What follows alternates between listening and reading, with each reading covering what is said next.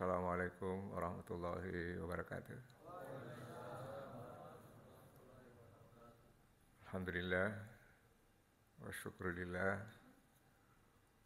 wassalatu wassalamu rasulillah Sayyidina Muhammad wa ala alihi wa sahbihi wa man wala.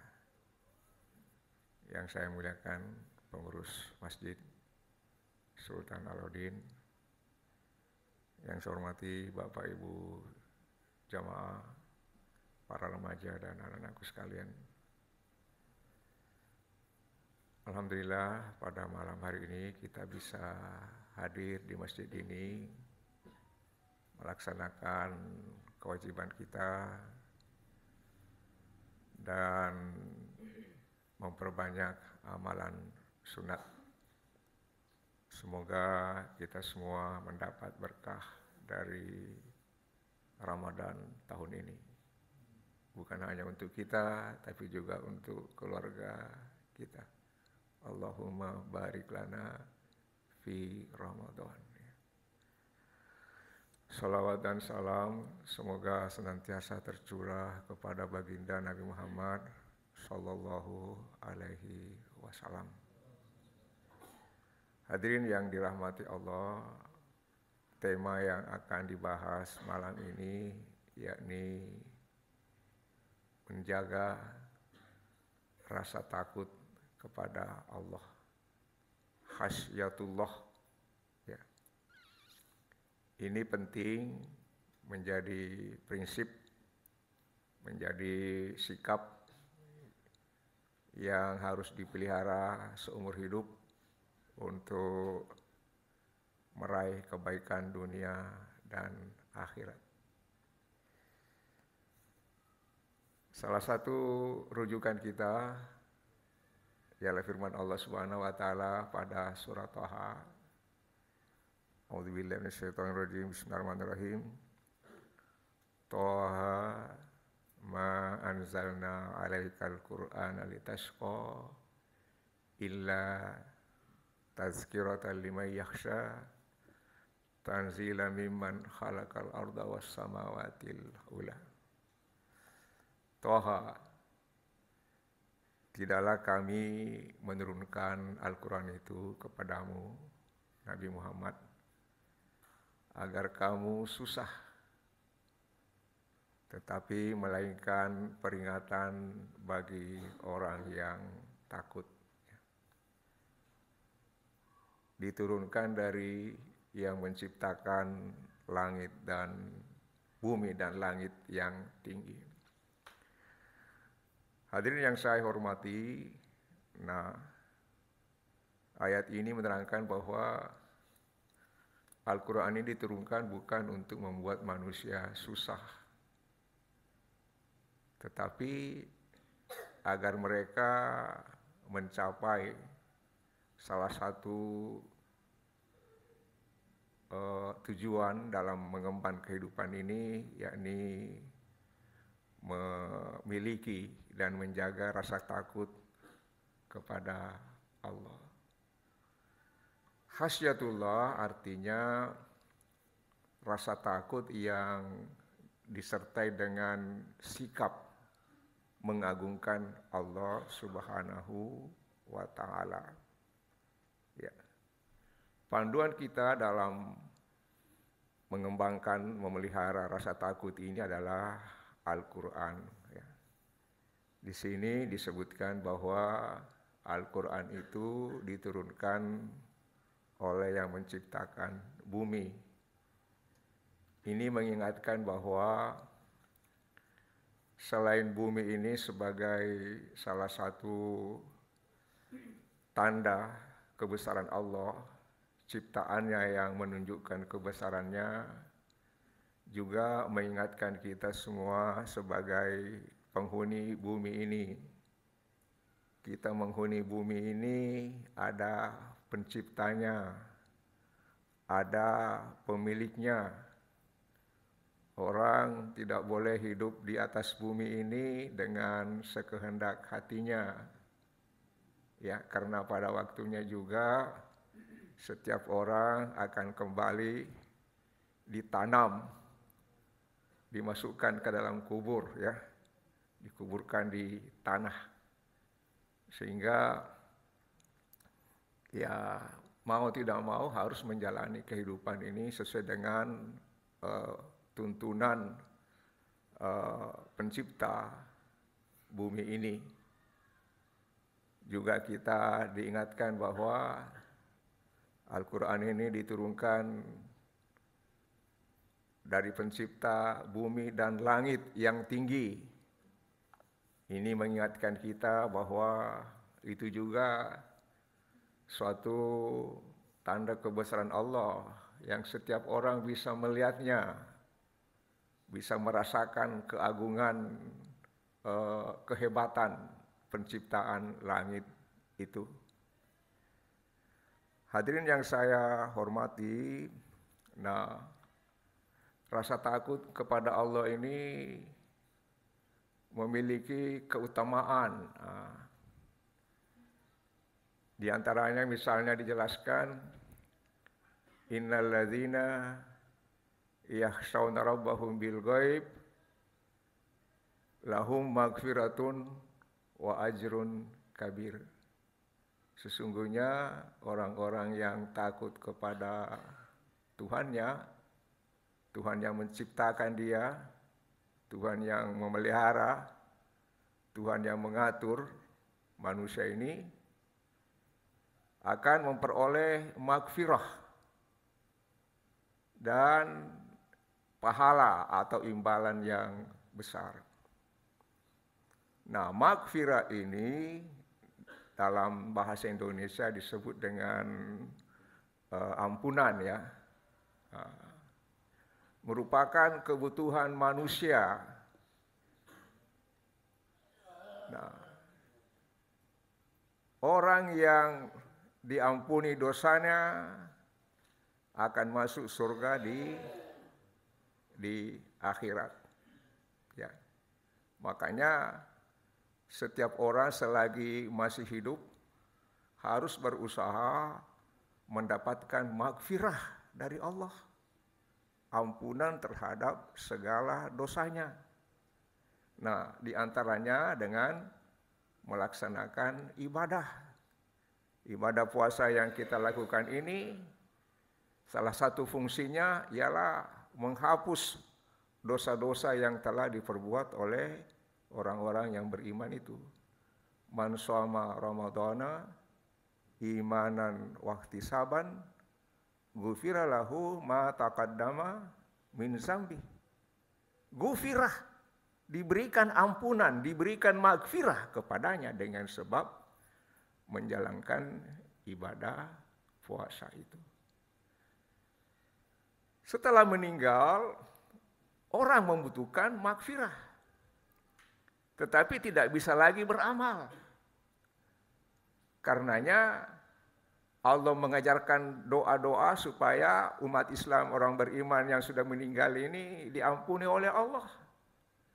Misalnya, Rabbana ghfir lana wa li ikhwanina alladzina sabaquna bil iman. Ya Allah, ampunilah kami, berilah kami maghfirah, dan juga saudara-saudara kami yang telah mendahului kami. Karena di sana dibutuhkan sekali maghfirah. Orang sudah melihat, betapa susahnya ini kalau manusia tidak mendapat ampunan dari Allah Subhanahu wa taala. Dan Allah Ghafurur Rahim. Ini diulang puluhan kali dalam Al-Quran. Puluhan kali, banyak sekali. Ini mengingatkan bahwa manusia itu membutuhkan maghfirah dari Allah, sedang Allah itu Maha Pengampun. Ghafur artinya Maha Pengampun dalam arti Fir'aun itu orang yang sangat sombong. Ya. Padahal mestinya manusia itu berjalan di atas bumi ini dengan rendah hati. Wa ibadur rahman yamshuna 'alal ardi haunan. Hamba-hamba Allah yang Maha Pengasih itu berjalan di atas bumi ini dengan rendah hati. Ini harus ditunjukkan ini dalam kehidupan sehari-hari. Orang bisa angkuh karena kekuasaan seperti Fir'aun itu. Orang bisa angkuh karena harta benda. Orang bisa angkuh karena ilmu dan kadang tidak disadari. Guru yang membimbing murid sering mengucapkan kata-kata yang menghinakan murid itu tidak boleh. Tidak boleh. Itu sebuah bentuk keangkuhan yang harus dihindari. Banyak kata yang sering diucapkan yang semestinya ditekan, ditahan, tapi kadang keluar karena ada rasa itu keangkuhan di dalam diri. Ya, mestinya ini kita rendah hati semua ini. Bahkan di jalan-jalan itu kesenggol sedikit langsung sering mau berantem itu. Dan mestinya diselesaikan dengan baik saja. Tapi ada keangkuhan di dalam hati merasa lebih kuat dari orang yang dengannya ia menghadapi persoalan. Nah itu ya.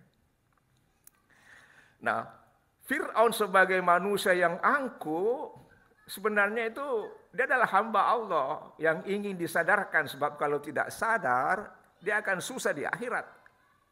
Makanya diutus Nabi, yaitu Nabi Musa alaihi salam.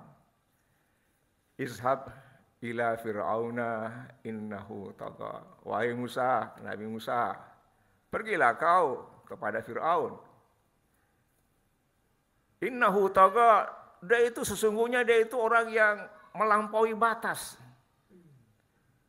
Nah, jadi Fir'aun yang melampaui batas ini diingatkan oleh Allah dengan perantaraan seorang rasul. Nah, kita-kita ini diperingatkan oleh Allah dengan ayat-ayat Al-Quran yang disampaikan oleh Rasulullah Muhammad sallallahu alaihi wasallam. Fakul halaka ila antazakka, katakan padanya, apa ada keinginannya untuk menyucikan diri dari kesesatan itu. Wa ahdiyaka ila rabbika fatahsa, dan saya berikan, engkau berikan petunjuk kepadanya ke jalan Allah sehingga dia merasa takut. Jadi orang yang sombong di dunia seperti Fir'aun diingatkan oleh Allah dengan rasul yang nyata-nyata langsung berhadapan dengan dia. Bahkan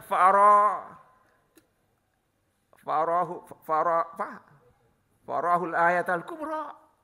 Nabi Musa memperlihatkan tanda-tanda kebesaran Allah, tapi tidak mempan. Orang kalau angkuh itu, nasihat itu kadang tidak ada yang mempan ya. Makanya harus dihindari, jangan sampai sikap Fir'aun ini menular kepada kita. Mudah-mudahan kita dijauhkan dari hal yang demikian itu. Fakadzaba wa asa. Dia malah mendustakan dan berbuat durhaka. Hadirin yang saya hormati, jadi salah satu pesan yang disampaikan kepada Fir'aun itu agar dia menjadi orang yang memiliki rasa takut kepada Allah. Dan semoga kita semua ini memiliki hal itu dan menjaga sampai akhir hayat. Ada ayat Al-Quran yang memberikan penjelasan bahwa rasa takut mendatangkan maghfirah dan balasan berupa surga yang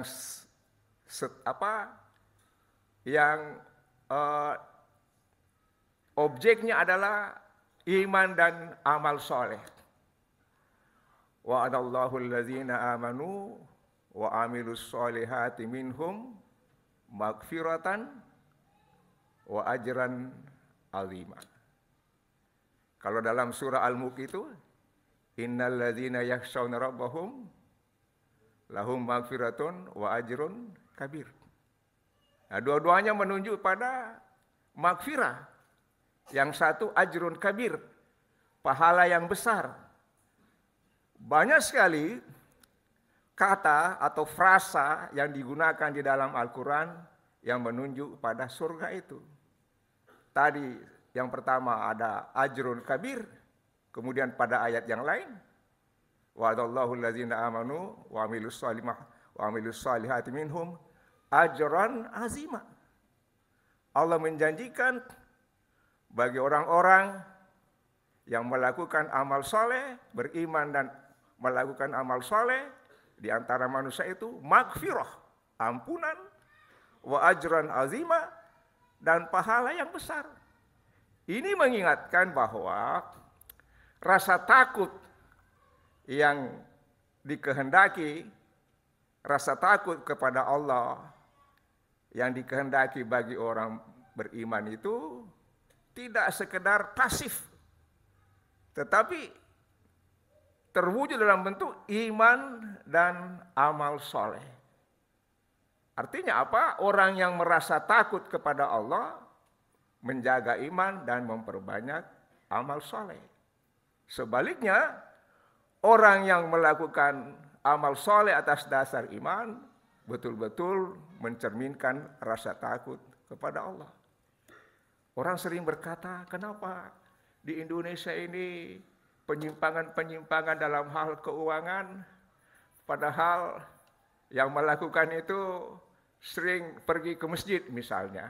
Ini karena kita kurang menghayati bahwa iman dan amal soleh itu harus betul-betul mencerminkan rasa takut kepada Allah. Nah, bagaimana cara menumbuhkan rasa takut ini? Ya, itu dengan ilmu. Innama yakhsyallaha min ibadihi al-ulama. Sesungguhnya orang-orang yang takut kepada Allah dari kalangan hambanya adalah para ulama, orang-orang yang berilmu. Artinya apa? Ilmu yang dimaksud di sini bukan hanya ilmu agama, pengetahuan tentang syariah, tetapi juga pengetahuan tentang fenomena sosial dan alam. Artinya, Muslim itu, orang beriman itu melihat setiap fenomena ini, fenomena alam, fenomena sosial ini dari dimensi lahir dan batin. Sesuatu itu ciptaan Allah, alam ini ciptaan Allah, tetapi dia juga adalah cermin kebesarannya. Nah itu. Kalau orang tidak beriman itu, dia melihat fenomena alam, fenomena sosial ini sebagai ya sesuatu yang biasa. Tetapi bagi kita orang beriman itu adalah tanda untuk bisa melihat, menghayati, merasakan kebesaran Allah Subhanahu wa taala. Ada penjelasan ada pernyataan dalam kitab hadis Sunan Ad-Darimi. Dia mengatakan, cukuplah bagi seorang yang takut kepada Allah itu sebagai tanda bahwa dia orang alim. Jadi kalau orang berilmu itu, ya salah satu ilmu yang sesungguhnya, yang sejati itu mencerminkan, merefleksikan rasa takut kepada Allah. Bahkan ada yang mengatakan dalam kitab hadis itu, cukuplah sebagai suatu tanda ketololan kalau orang ingin mendapat pujian dari ilmu yang dia miliki itu. Jadi mestinya ilmu ini mengantar kita semua menjadi orang yang senantiasa takut kepada Allah Subhanahu wa taala. Karena ilmu ini penting, ilmu menguatkan iman, iman melahirkan amal soleh. Ya, kita melakukan amal berdasarkan ilmu. Kita memiliki ilmu yang amali, yang diamalkan. Makanya sebagai penutup, saya mengajak kita semua, semoga Allah Subhanahu wa taala senantiasa memberikan kepada kita semua ilmu yang bermanfaat. Allahumma inna nas'aluka ilman nafi'a. Atau Allahumma aghnina bil ilmi wa zayyinna bil hilmi wa akrimna bit taqwa wa jammilna bil afiyah. Ya Allah, berilah kami kekayaan berupa ilmu, hiasilah diri kami ini. Allahumma agna bil wa zayyinna bil hilmi, dengan kesantunan, sikap santun. Allahumma agna bil ilmi wa zayyinna bil wa akrimna bit taqwa. Ya Allah, muliakanlah kami dengan takwa. Wa jamilna bil afiyah, dan perindahlah diri kami ini dengan kesehatan, dengan kebugaran dan kesejahteraan. Wa ma taufiqi illa billah, alaihi tawakkaltu wa ilaihi unib. Assalamualaikum warahmatullahi wabarakatuh.